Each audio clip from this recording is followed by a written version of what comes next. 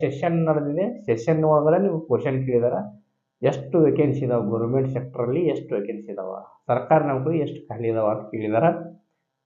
ಅವ್ರು ಕೊಟ್ಟ ಉತ್ತರ 2,84,881. ಓಕೆ, ಅಷ್ಟೆಲ್ಲ ಪೋಸ್ಟ್ ಒಬ್ಬರಿಗೆ ತುಂಬ್ಕೊಂತಾರೆ ಗೌರ್ಮೆಂಟ್ನವರು, ಸರ್ಕಾರದವರು ತುಂಬ್ಕೊಳಂಗಿಲ್ಲ, ಖಜಾನೆ ಇಲ್ಲ. ಅದಕ್ಕೆ ಏನು ಮಾಡ್ಯಾರ, ಹಣಕಾಸುದವ್ರು ಏನು ಮಾಡ್ಯಾರ, ಕೆಲವೊಂದಿಷ್ಟು ಪೋಸ್ಟಿಗೆ ಅಪ್ರೂವಲ್ ಕೊಟ್ಟಿದ್ದಾರೆ. ಅಪ್ರೂವಲ್ ಕೊಟ್ಟ ಪೋಸ್ಟ್ಗಳೆಷ್ಟು? 24,300.